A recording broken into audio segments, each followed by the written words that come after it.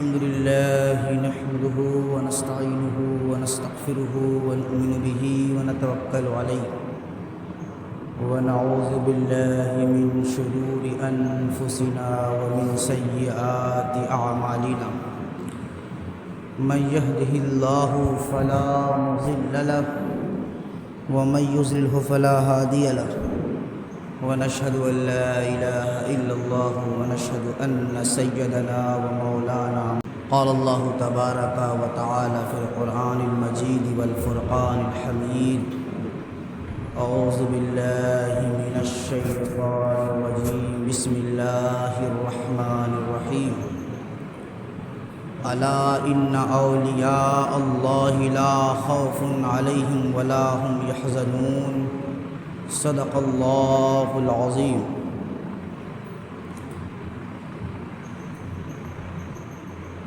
آئیے سب سے پہلے ہم اور آپ اس آقائے نامدار مدنی تاجدار دونوں عالم کے مالک و مختار کے بارگاہ بے کس پناہ میں ہدیہ درود کا نذرانہ عقیدت پیش کریں۔ اللہم صلی علی سیدنا محمد النبی الامی وعلی آلہ واہل بیتہ واصحابہ وبارک وسلم وسلم علیہ وعلیہ اجمعین۔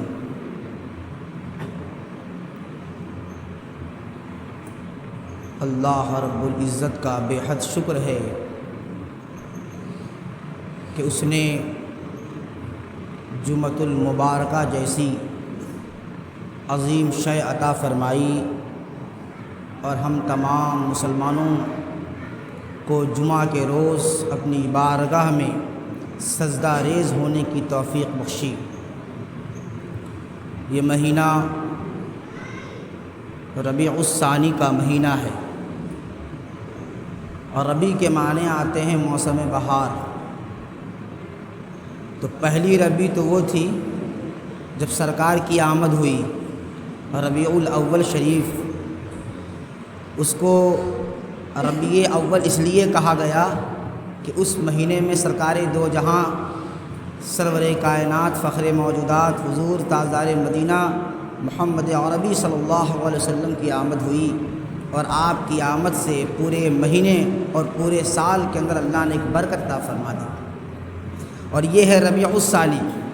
اس مہینے کو بھی عظیم نعمت حاصل ہے، اور یہ مہینہ جیسے ربیع الاول شریف کا مہینہ سرکار دو عالم صلی اللہ علیہ وسلم کی ذات کی طرف منسوب ہے، ویسے ہی ربیع الثانی کا جو مہینہ ہے وہ حضور غوث اعظم شیخ عبد القادر جیلانی رحمۃ اللہ علیہ کی جانب منسوب ہے۔ اب ایک طرف ہے نبیوں میں سب سے اعلیٰ نبی، کیا چیز کا؟ مسجد کا۔ ایک طرف نبیوں میں سب سے اعلیٰ نبی اور دوسری جانب ولیوں میں سب سے اعلیٰ ولی۔ نبی جو ہوتا ہے وہ اللہ کے اوصاف کا مظہر ہوتا ہے، اللہ کی شان اور اس کے وجود کا عکس نظر آتا ہے۔ اللہ ہے، اس کی پہچان نبی کی ذات سے ہوتی ہے۔ اللہ کے اوصاف کیا ہیں، اس کی شان کیا ہے، اس کا اظہار نبی کے وجود سے ہوتا ہے، اس کا اظہار نبی کے وجود سے ہوتا ہے۔ ویسے ہی نبی کی شان ولی کے وجود سے ظاہر ہوتا ہے، نبی کی شان ولی کے وجود سے ظاہر ہوتا ہے۔ نبی اللہ کا بہت مقرب ہوتا ہے اور ولی رسول اللہ کا مقرب ہوتا ہے۔ اللہ کے میسج کو نبی اپنی طریقے سے آگے بڑھاتا ہے اور رسول اللہ اور تمام انبیاء کے میسج کو ولی آگے بڑھاتا ہے۔ غوث اعظم کی ذات اس لیے بھی بہت برتر ہے کہ آپ کے آنے کی خبر پہلے اولیاء نے دے دی، جیسے رسول اللہ کے آنے کی خبر انبیاء نے دی تھی۔ رسول اللہ تشریف لائیں گے، کنیکٹ کیجئے چیزوں کو، بات سمجھ میں آئے گی۔ رسول اللہ صلی اللہ علیہ وسلم تشریف لانے والے ہیں، اس کی خبر تمام نبیوں نے دی تھی۔ ویسے ہی غوث اعظم تشریف لانے والے ہیں، اس کی خبر تمام اولیاء نے دی تھی۔ اب کہیں مولانا یہ کہاں لکھا ہے؟ سب سے معتبر کتاب، جس کو غوث اعظم کے وصال کے بعد سب سے پہلی کتاب جو غوث اعظم کی شان میں اور آپ کے تمام احوال، آپ کے تمام اقوال، آپ کے میسج اور آپ کی تعلیمات جس کے اندر ذکر ہے، اس کتاب کا نام ہے بہجت الاسرار۔ اس کتاب کا نام ہے بہجت الاسرار، جس کو 1307 عیسوی میں لکھا گیا، یعنی آج سے 700 سال پہلے، آج سے غوث اعظم کے وصال کے 100 سال کے بعد اس کتاب کو لکھا گیا۔ اور یہ کتاب اس لیے بھی بہت اہم ہے، اس کتاب کے مصنف شیخ ابو الحسن ابو محمد شتنوفی الشافعی ہیں۔ اس کے لکھنے والے شیخ ابو الحسن شتنوفی الشافعی ہیں، جو شافعی مذہب سے ان کا تعلق ہے۔ انہوں نے اس کتاب کو لکھا ہے، اور یہ کتاب اہم اس لیے بھی ہے کہ انہوں نے غوث اعظم کے تعلق سے جتنی روایت لی ہے، جیسے حدیث کی روایت ہوتی ہے نا، حدیث کی سند پر بحث ہوتی ہے اور حدیث کی کیٹیگری اس کی سند سے ظاہر ہوتی ہے، ویسے ہی غوث اعظم کے تعلق سے جتنی روایت لی گئی ہیں، اس کتاب میں حضرت شیخ ابو الحسن نے لکھا کہ جن سے میں نے روایت لی ہے، یہ وہ لوگ عام لوگ نہیں تھے، یہ غوث اعظم کی صحبت اختیار کرنے والے افراد کے افراد سے لی ہے۔ یعنی جن سے انہوں نے روایت لی، انہوں نے غوث اعظم کی صحبت میں بیٹھنے والے افراد سے روایت لی۔ تو کتنا قریب ہو گیا، یہ چیز کتنی قریب ہو گئی۔ اب ہم جو بات کہہ رہے ہیں، آپ ہماری صحبت میں بیٹھے ہیں، آپ ہماری مجلس میں بیٹھے ہیں، آپ ہماری بات سن رہے ہیں، تو یہ بات آپ سے اگر کوئی تیسرا شخص روایت کرے تو کیسے کرے گا؟ یعنی تیسرا شخص آپ سے روایت کرے گا، ہماری بات آپ روایت کریں گے، آپ کی بات دوسرا شخص روایت کرے گا، دوسرے شخص سے شیخ ابو الحسن نے روایت کی، کتنا قریب ہو گیا۔ اس لیے اس کتاب کو بہت معتبر تصور کیا گیا، اور شیخ ابو الحسن خود فقیہ بھی ہیں، مذہب شافعی کے بہت بڑے فقیہ ہیں۔ انہوں نے بہت چھان بین کر کے اس کتاب کو لکھا ہے، اور اس کتاب کے اندر مقدمہ جو ہے، مقدمہ میں پہلے ہی لکھ دیا کہ یہ جتنی باتیں ہم نے لی ہیں بہت کڑی مشقت کے ساتھ ڈھونڈ کر صحیح روایتوں کو سند کے ساتھ بیان کیا۔ جب میں نے اس کتاب کا مطالعہ کیا تو کافی دیر تو مجھے اس کے سند پر لگ گئے کہ ایک روایت کو بیان کرنے کے لیے نہ جانے کتنی سندوں کا سہارا لیا گیا۔ اب جیسے غوث اعظم نے کہا تھا، آپ سنے ہوں گے علماء کی تقریروں میں کہ قدمی ہذہ علی رقبۃ کل ولی اللہ، کہ غوث اعظم نے منبر پر کھڑے ہو کر پکار کر کہا کہ میرا یہ جو قدم ہے تمام اولیاء کے کاندھے پر ہے۔ یہ سنا ہے آپ نے علماء کی تقریروں میں، اس کا حوالہ میں دے رہا ہوں۔ صرف اس بات کو لکھنے کے لیے علامہ ابو الحسن نے اتنی سندیں جو ہے کہ وہ انہوں نے اپنی کتاب میں جمع کی ہے کہ جس کو جھٹلانا یہ غلط ہو جائے گا۔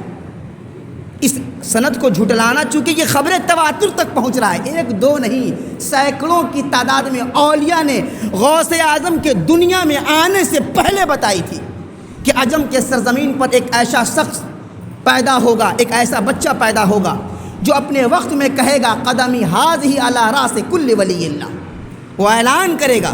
ابھی غوث اعظم نے اعلان کیا ہی نہیں، ابھی تو دنیا میں آئے نہیں، مگر اس کا ذکر بہجت الاسرار میں شیخ ابو الحسن جو ہے کہ لکھ رہے ہیں کہ ان کے آنے سے پہلے تمام اولیاء نے یہ خبر دی تھی کہ ایک شخص عجم کے سرزمین پر نمودار ہوگا، جس کا نام ایک روایت میں ہے کہ غوث اعظم کا نام، خود غوث اعظم کی ایک کتاب ہے جس کا نام ہے فتوح الغیب، یہ غوث اعظم کی خود تحریر کردہ کتاب ہے فتوح الغیب۔ غنیۃ الطالبین کا تو آپ لوگوں نے نام سنا ہی ہوگا، غوث اعظم کی جو کتاب ہے غنیۃ الطالبین۔ تو دو کتاب، ایک ہے فتوح الغیب اور ایک ہے غنیۃ الطالبین۔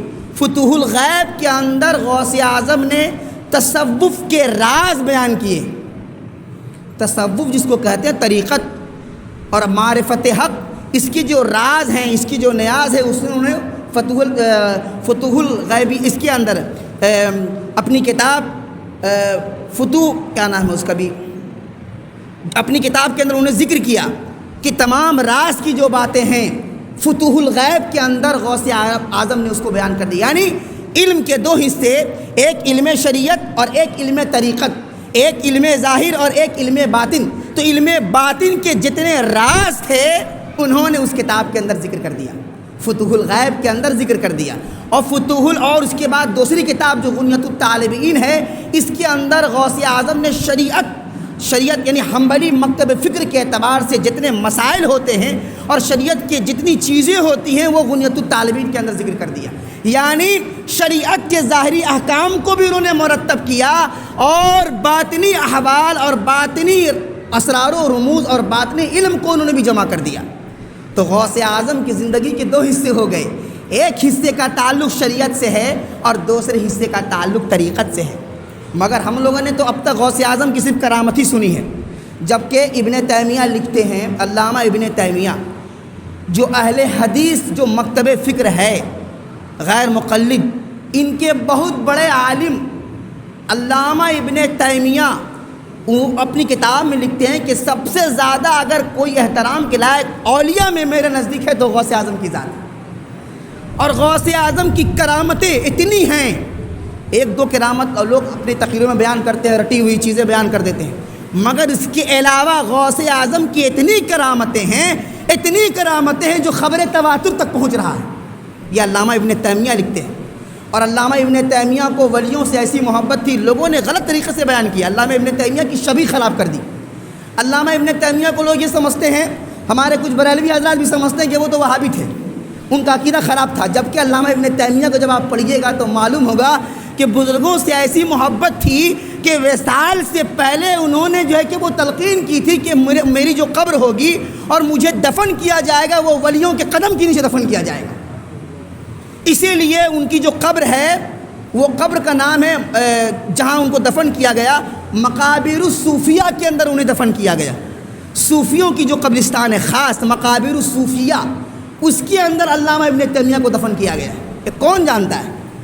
ایسے ولیوں سے جو ان کی محبت تھی۔ ابھی تو ایک سے ایک لوگ آگے ہیں ولیوں کے تعلق سے لوگوں کے دلوں میں بغض پیدا کر رہے ہیں، حسد پیدا کر رہے ہیں، عداوت پیدا کر رہے ہیں، ولی کی شان جو ہے اس کو گرانے میں لگے ہوئے۔ مگر ولی کی شان کون گرائے؟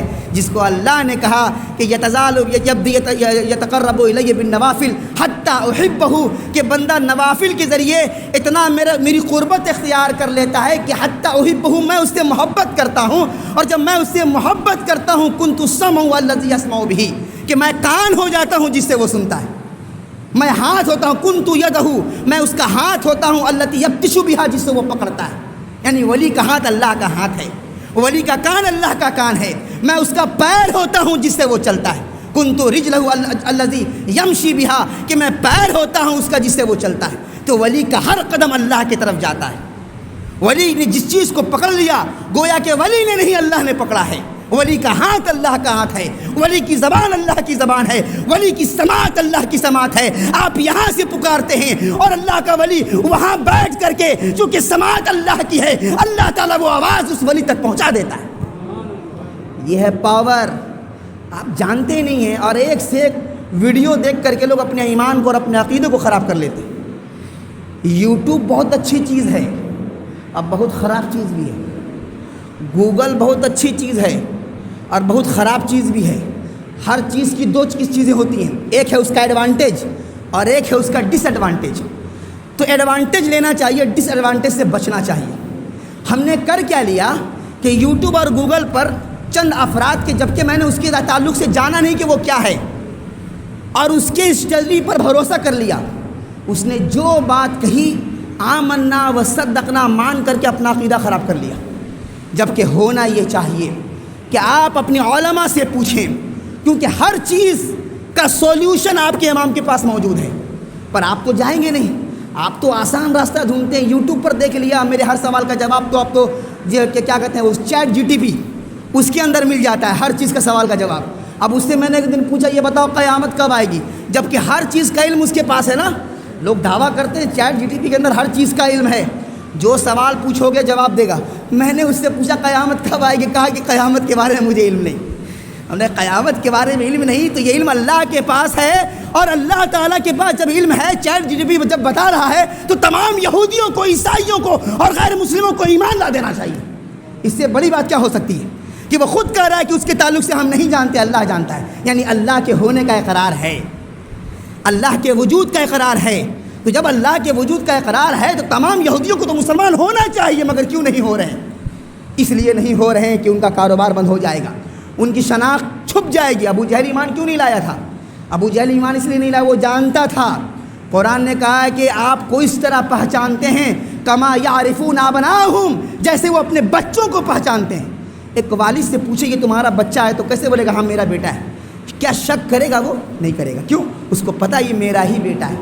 تو اللہ نے کہا کہ جیسے اللہ کے رسول اپنے محبوب سے فرمایا اللہ نے کہ یہ آپ کو اتنا ہی جانتے ہیں اور اس قدر جانتے ہیں جیسے باپ اپنی اولاد کو جانتا ہے، مگر پھر بھی انکار اس لیے کر رہے ہیں کہ اگر آپ کو مان لیں گے تو ان کی بڑائی کون بیان کرے گا، ان کے پیچھے پیچھے کون گھومے گا؟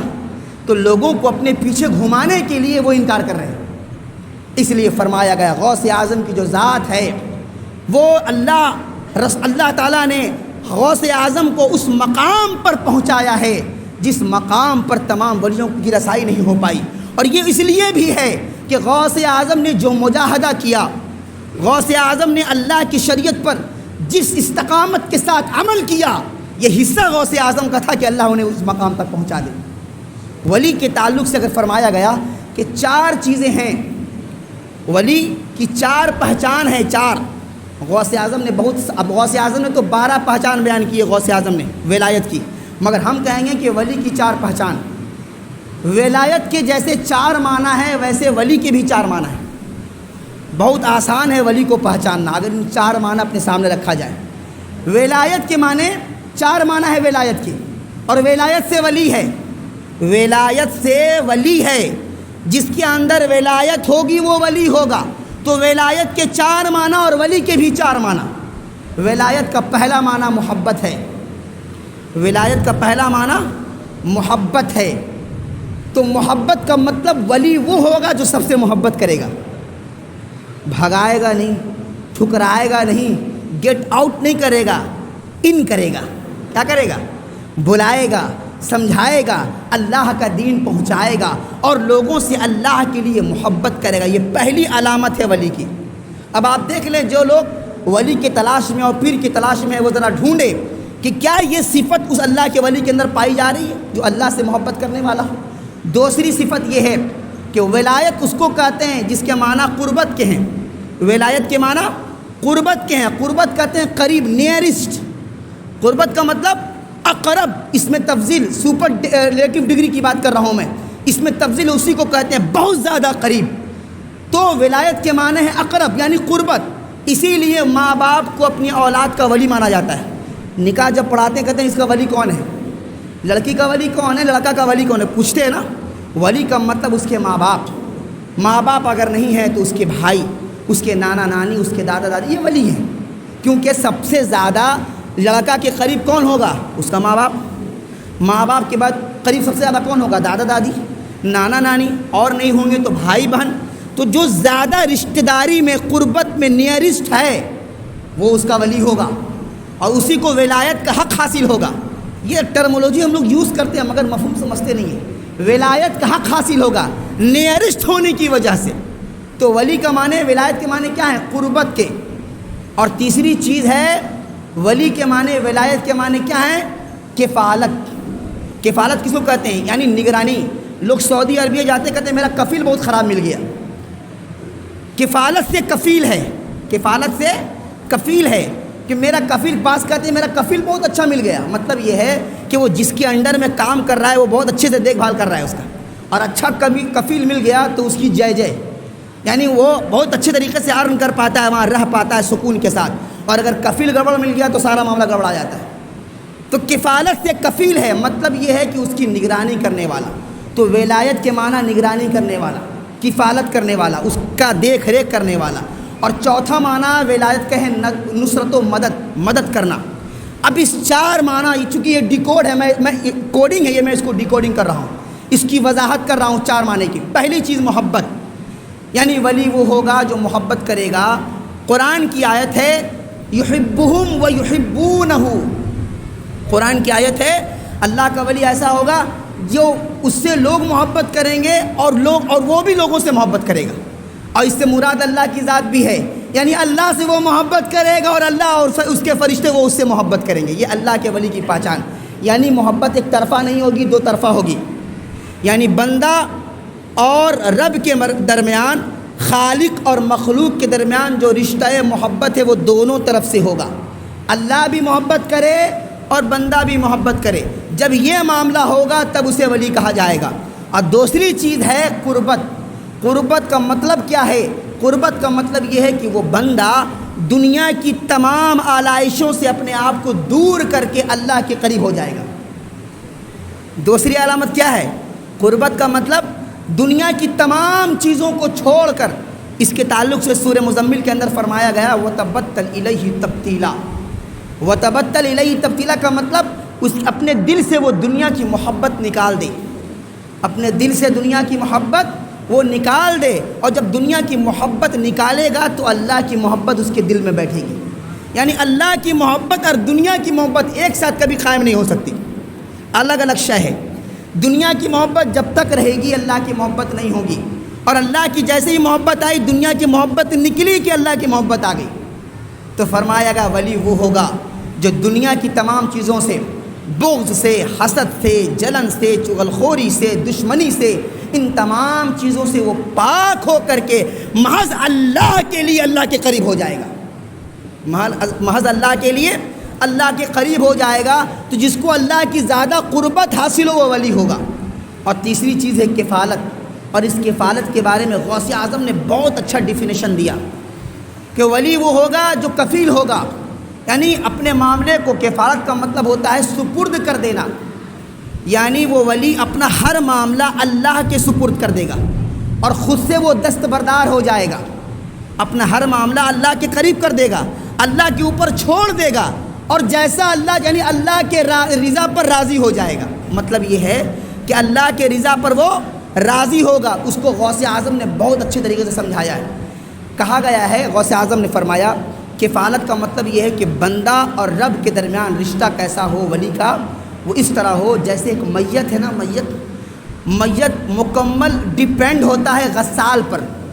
جو میت ہے جس کو غسل دیا جاتا ہے، تو جو اس کو غسل دیتا ہے، اب غسل دینے والا ادھر پلٹے ادھر پلٹے، سیدھا کرے الٹا کرے، میت کچھ نہیں کر سکتا. کچھ کر سکتا ہے؟ یعنی مکمل ڈیپینڈ ہے وہ میت. مکمل ڈیپینڈ ہے کس کے اوپر؟ جو اس کو غسل دلوا رہا ہے، غسال جو اس کو نہلوا رہا ہے. اب نہلانے والا چاہے الٹے پلٹے جو کرے وہ اس کے اختیار میں ہے نا. یعنی مکمل وہ ڈیپینڈ ہے. ویسے ہی ولی جو ہونا چاہیے وہ اللہ کی ذات پر مکمل ڈیپینڈ ہونا چاہیے. وہ اللہ کی ذات پر مکمل ڈیپینڈ ہونا چاہیے. یعنی اللہ جو چاہے وہ کرے، اللہ کی رضا میں اور اللہ کی خواہش پر اپنی تمام مرضی کو وہ چھوڑ دے، اپنے اختیارات کو وہ اٹھا لے. تو جب یہ چیز اس بندے کو حاصل ہوتی ہے تو وہ اللہ تعالیٰ اس کی نگرانی کرتا ہے، ڈائریکٹلی نگرانی کرتا ہے. جیسے ایک مرتبہ حضرت ابوبکر صدیق رضی اللہ عنہ بیٹھے ہوئے تھے اور رسول پاک صلی اللہ علیہ وسلم بھی تشریف رکھتے تھے. حضرت ابوبکر صدیق کو کچھ لوگوں نے برا بھلا کہنا شروع کیا. تو جب تک برا بھلا کہنا شروع کیا اللہ کے رسول مسکرا رہے تھے. اتنے میں حضرت ابوبکر صدیق نے، جو حضرت ابوبکر صدیق کی مخالفت کر رہے تھے، کچھ لوگ برا بھلا کہہ رہے تھے، جیسے ہی حضرت ابوبکر صدیق رضی اللہ عنہ نے ان کو جواب دیا، حضرت رسول پاک صلی اللہ علیہ وسلم اٹھ کر اپنے حجرے میں تشریف لے گئے. اٹھ کر کے حجرے میں تشریف لے گئے. تو حضرت ابوبکر صدیق کو لگتا ہے کہ مجھ سے کوئی غلطی ہو گئی اور میرا جواب دینا رسول اللہ کو پسند نہیں آیا. اس لیے وہ گئے اور جانے کے بعد پوچھا، یا رسول اللہ ابھی تو آپ مسکرا رہے تھے، وہ شخص مجھے الٹا پلٹا کہہ رہا تھا، لان تان کر رہا تھا، آپ مسکرا رہے تھے، جو ہی میں نے جواب دیا آپ جو ہے اٹھ کر کے چلے گئے، وہاں سے اپنے حجرے میں تشریف لے گئے. تو سرور کائنات صلی اللہ علیہ وسلم نے ارشاد فرمایا، اے ابوبکر سنو، جب تک وہ تمہیں برا بلا کہہ رہا تھا اور تم خاموش تھے، کوئی ایکشن نہیں لے رہے تھے، اس کو جواب نہیں دے رہے تھے، اس وقت تک اللہ نے فرشتوں کو مامور کر دیا تھا اس کے ہر سوال کا جواب فرشتے دے رہے تھے. اس کے ہر سوال کا جواب فرشتے دے رہے تھے اور تمہاری طرف سے فائٹ کر رہے تھے. تمہاری طرف سے فائٹ کر رہے تھے، تمہارے طرف سے اس شخص کو جواب دے رہے تھے. مگر جیسے ہی تم نے خود جواب دینا شروع کیا، اپنے طرف سے خود ڈیفینڈ خود کو کیا، خود اپنے آپ کو ڈیفینس کرنا شروع کیا، اللہ نے کہا فرشتوں کو، ہے فرشتے ابو بکر صدیق جو ہے وہ اپنا ڈیفینس خود کر رہے ہیں، اپنا جواب خود دے رہے ہیں، تم کو اب ضرورت نہیں، تم واپس چلے آؤ۔ تو اللہ نے فرشتوں کو واپس بلوا لیا۔ اسی لیے رسول صلی اللہ علیہ وسلم نے فرمایا کہ مجھے خفگی ہوئی کہ ابھی تک تو فرشتے ڈیفینڈ کر رہے تھے اور وہ ان کی حفاظت کر رہے تھے اور وہ جواب دے رہے تھے، مگر جیسے تم نے اپنا جواب خود دینا شروع کیا، اللہ نے فرشتوں کو واپس بلوا لیا۔ کیا مطلب ہے اس کا؟ مطلب یہ ہے کہ ولی کا ہر معاملہ اللہ کے سپرد ہونا چاہیے۔ کوئی اسے برا کہے تو بھی اللہ کے حوالے، اور کوئی تعریف کرے تو بھی اللہ کے حوالے۔ تو جب اللہ کے حوالے ہر چیز کو چھوڑ دیتا ہے ولی، تو اللہ تعالیٰ اتنی محبت کرتا ہے کہ اس کی حفاظت کرنا شروع کر دیتا ہے۔ اللہ اس کی ہے نا حدیث میں کنتو سمعو، میں کان ہوتا ہوں جس سے سنتا ہے۔ کب ہوتا ہے؟ یہ بہت بعد میں ہوتا ہے، پہلے نہیں ہوتا۔ لوگ کہتے ہیں نا بزرگوں کی بارگاہ میں جاتے ہیں یہ چیز پوری ہو جاتی، کیسے ہوتی ہے؟ چونکہ پہلے اس نے اپنا معاملہ سپرد کیا ہے، پہلے خود کو اللہ کے اختیار میں دے دیا ہے اور اپنی مرضی کو قربان کر دیا ہے۔ جب اس نے اپنی مرضی قربان کر دیا تو اللہ اس کی مرضی پر راضی ہو گیا، اللہ اس کی مرضی پر راضی ہو گیا۔ اب جب وہ کسی کے لیے دعا کرتا ہے تو اللہ تعالیٰ اس کا ہاتھ خالی جانے نہیں دیتا ہے۔ یہ ہے اللہ کی طرف قربت۔ تو اللہ کے ولی کا معاملہ بہت الگ ہے۔ غوث اعظم کو ایسے ہی سب کچھ عطا نہیں کیا گیا، ادب کی وجہ سے اور محبت کی وجہ سے۔ غوث اعظم کے دو دوست تھے، ہم جماعت ہم درس، بڑی دعائیں لی غوث اعظم نے۔ اور کسی کو اگر کچھ ملتا ہے تو ادب کی وجہ سے ملتا ہے، کسی کو اگر مقام بھی ملتا ہے تو ادب کی وجہ سے، اور کسی کے مقام کو چھینا جاتا ہے تو بے ادبی کی وجہ سے۔ اس کے تعلق سے غوث اعظم نے بیان فرمایا کہ 3 لوگ تھے، 2 لوگ غوث اعظم کے ہم درس تھے، کلاس میٹ تھے، ہے نا۔ ایک کا نام ابن ثقہ تھا اور ایک کا نام عبداللہ تھا۔ دونوں حضور غوث اعظم کے ہم رفیق ہم درس تھے۔ ان دونوں کو معلوم ہوا کہ بغداد میں ایک شخص ہے، ایک اللہ کا ولی ہے جس کو غوث کہا جاتا ہے۔ جس کو کیا کہا جاتا ہے؟ غوث۔ بہجت الاسرار میں یہ پورا ذکر ہے۔ اس کا نام غوث ہے، اس اللہ کے ولی کا، اور لوگ اس کے پاس جاتے ہیں اور فیض حاصل کرتے ہیں۔ اس ولی کے پاس جا کر کے بغداد میں فیض حاصل کرتے ہیں۔ اور اس ولی کی صفت یہ ہے کہ کبھی وہ ظاہر ہوتا ہے اور کبھی چھپ جاتا ہے، کبھی وہ نظر آتا ہے اور کبھی چھپ جاتا ہے، غائب ہو جاتا ہے۔ اب ابن ثقہ اور عبداللہ ان دونوں کو خواہش ہوئی کہ ہم جاتے ہیں اور جا کر کے ان سے ملاقات کرتے ہیں۔ غوث اعظم کو بھی خواہش ہوئی کہ جاتے ہیں، چونکہ غوث اعظم کا زمانہ چھوٹے تھے اس وقت غوث اعظم، مشکل سے 18 سال کی عمر میں تو وہ بغداد گئے تھے علم حاصل کرنے کے لیے، تو تقریباً ان کی عمر رہی ہوگی تو 20-22 سال کی رہی ہوگی۔ تو وہ بھی گئے غوث سے ملنے کے لیے، عبد القادر جیلانی بھی گئے، ابن ثقہ بھی گئے اور عبداللہ بھی گئے۔ تینوں ہم رفیق ہم درس کلاس میٹ گئے ملنے کے لیے کہ اللہ کے ولی آئے ہیں، ذرا ملاقات کریں۔ تینوں کی نیت کا فرق دیکھیے، تینوں کی نیت کا فرق دیکھیے۔ ابن ثقہ نے کہا کہ میں جاؤں گا اور جانے کے بعد ایک ایسا سوال کروں گا، کیونکہ پڑھ رہے تھے مدرسے میں، اور یہ علم جو ہے نا بہت پریشان بھی کرتا جا رکھیے گا۔ اگر علم کی رہنمائی نہ ہو تو وہ علم آ کر کے بھی وہ باعث گمراہ بن جاتا ہے، باعث گمراہی وہ علم بن جاتا ہے۔ تو اس ابن ثقہ نے کہا جو غوث اعظم کا ہم درس تھا، کلاس میٹ تھا، اس نے کہا جا کے سوال کریں گے اور ایسا سوال کریں گے کہ اور صاحب جواب ہی نہیں دے پائیں گے۔ غوث بات کی بات نہیں کر رہا ہوں، اس وقت کے غوث نام کے اللہ کے ولی تھے جو بغداد میں تھے، یہ وہ غوث اعظم کی بات نہیں کر رہا ہوں، شیخ عبد القادر جیلانی چھوٹے تھے اس وقت، یہ بھی گئے تھے ملنے کے۔ تو انہوں نے کہا ابن ثقہ نے کہ میں ایک ایسا سوال کروں گا جس کا جواب نہیں بنے گا ان سے۔ بہت بڑے اللہ کے ولی لوگ سمجھتے ہیں ان کو، اور لوگ ان کی کرامات اور ان کے کشف و کرامت سے لوگ بہت مرغوب ہیں۔ میں تو اپنے علم کے وہ زون میں تھا، اپنے علم کے، میں ایسا سوال کروں گا جواب ہی نہیں ملے گا، ان کا جواب دے ہی نہیں پائیں گے۔ اور عبداللہ نے کہا میں بھی سوال کروں گا، پر انہوں نے یہ نہیں کہا کہ ایسا سوال کروں کہ وہ جواب نہ دے پائے، میں سوال کروں گا اپنے علم کے لیے، اپنے علم کے اضافے کے لیے۔ دونوں کی نیت تھی۔ غوث اعظم نے فرمایا شیخ عبد القادر جیلانی نے کہ میں تو کوئی سوال نہیں کروں گا، میں کوئی سوال نہیں کروں گا، میں تو جاؤں گا اور ان کے دیدار سے اپنے آپ کو مستفیض کروں گا، میں جاؤں گا اور ان کے دیدار سے، ان کی زیارت سے اپنے آپ کو مستفیض کروں گا، برکت حاصل کروں گا۔ آپ کی زیارت کی برکت حاصل کروں گا. اب یہ تینوں گئے. جیسے ہی پہنچے تو جہاں پر وہ بیٹھتے تھے ابن سقا نے کہا یہاں تو کوئی ہے ہی نہیں, ہم ملنے آئے غوث صاحب سے اور غوث صاحب اپنے مسلک پر ہے ہی نہیں. سب لوگ کافی دیر کھڑے رہے. جب کافی دیر کھڑے ہوئے تو اچانک ابن سقا کو نظر آئے غوث صاحب بیٹھے ہوئے. تو کہا گیا تھا نا کبھی رہتے ہیں کبھی غائب ہو جاتے ہیں, کبھی ہوتے ہیں اور کبھی غائب ہو جاتے ہیں.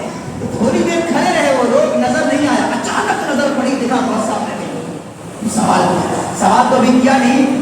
غوث صاحب خود ہی پلٹ کر کے ابن سقا کو پہلے مخاطب کیا اور کہا کہ تو اس ارادے سے آیا ہے. ولی کی نظر قلب میں ہوتی ہے. ولی کی نظر کس نیت, عالم کی عادت ہے عالم کی صحبت میں بیٹھو زبان سنبھال کر, اور ولی کی صحبت میں بیٹھو دل سنبھال کر. زبان کا تعلق تو ظاہر سے ہے اور دل کا تعلق باطن سے ہے. اللہ کے ولی کے پاس جا رہے ہو, اپنے دل کو کنٹرول کر کے جاؤ. اگر نیت صاف ہے فیض یاب ہوگے, اور اگر نیت درست نہیں ہے تو دھتکار دیے جاؤ گے. تو گئے اور جانے کے بعد کہا کہ کس نیت سے آئے ہو؟ تم سوال کرنے آئے تھے نا.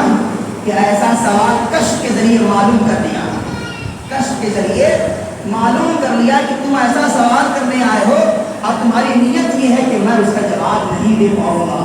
تمہاری نیت یہی ہے, سنو تمہارا سوال یہ ہے اور اس کا جواب یہ ہے.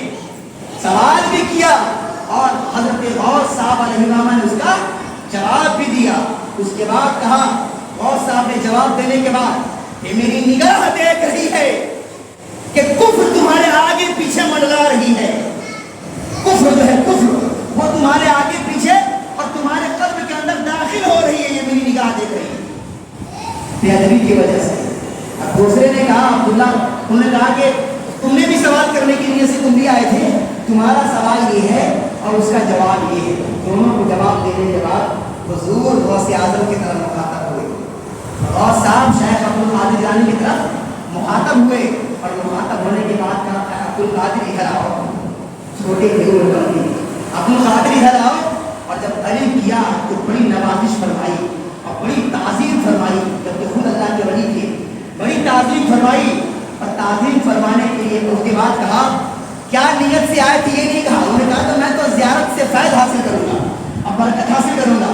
حضور غوث اعظم کی طرف مخاطب ہوتے ہوئے حضرت غوث علیہ السلام فرماتے ہیں کہ میری نگاہ دیکھ رہی ہے کہ عنقریب تم ایک منبر, بغداد کے منبر پر کھڑے ہوگے اور تمہاری زبان سے اللہ تعالیٰ اظہار فرمائے گا قدمی حاضی علی راس کل ولی اللہ, کہ میرا یہ قدم ہے تمام ولیوں کی قدموں پر ہوگا. اللہ تعالیٰ تمہاری زبان سے اس کو ظاہر کرے گا.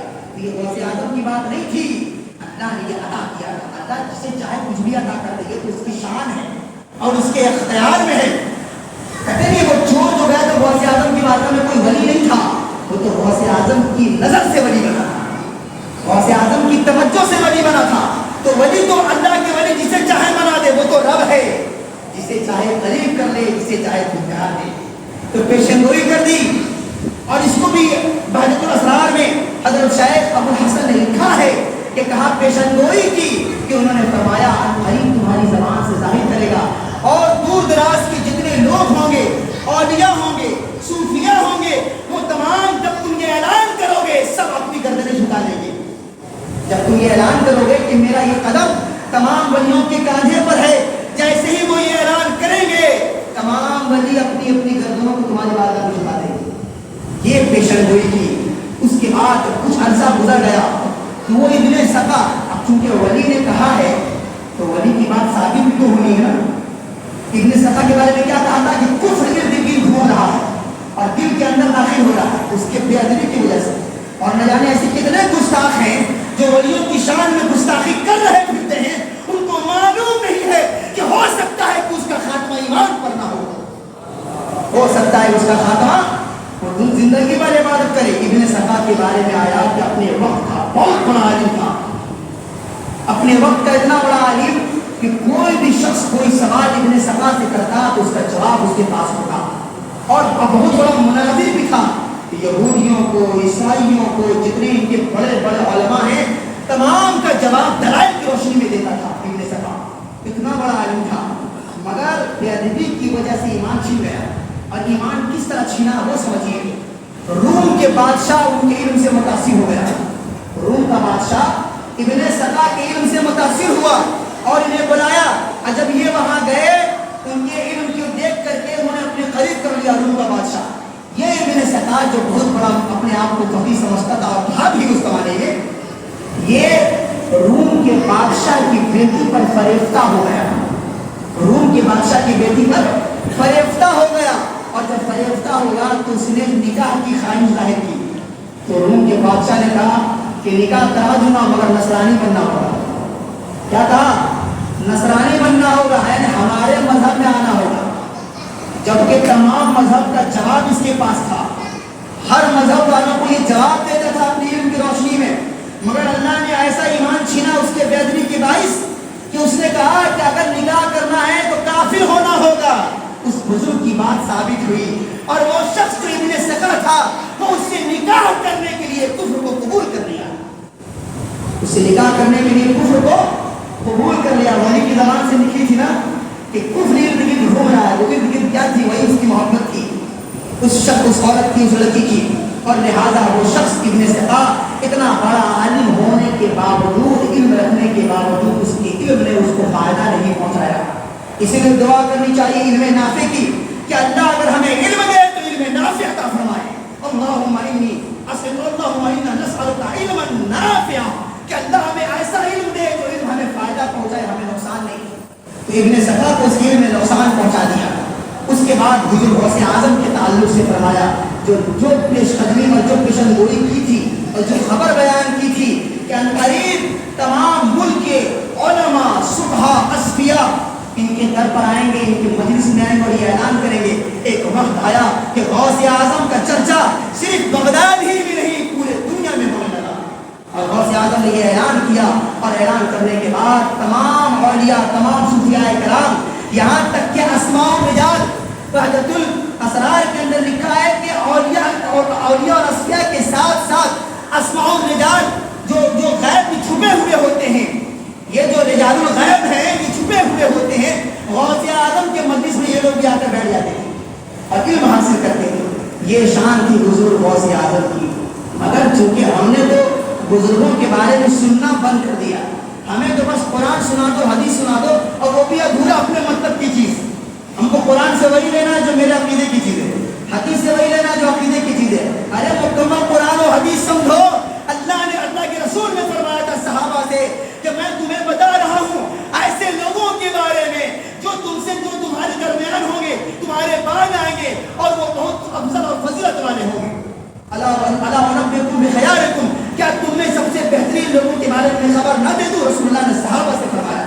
صحابہ نے فرمایا یا اللہ کے رسول کیوں نہیں, ہمیں بتائیے کہ ہم میں سب سے بہتر کون لوگ ہوگا آنے والے لوگوں میں. فرمایا وہ لوگ ہوں گے اذا رؤوا باللہ, کہ جب تم انہیں دیکھو گے اللہ یاد آ جائے گا.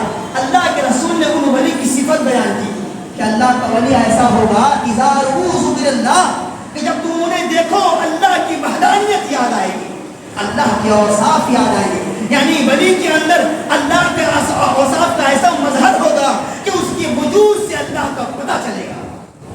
اذا رؤوا باللہ, اللہ کے رسول نے تو علامت بتا دی ان بزرگوں کے تعلق سے. اور بہت ساری حدیث ہیں جو بزرگوں کے ولایت کے تعلق سے اشارہ کرتی ہیں. وقت کم ہے, انشاءاللہ کبھی موقع ملا تو گفتگو کروں گا. اللہ تعالیٰ کا رسول سے عطا فرمائے. جن لوگوں نے سنت نہیں پڑھی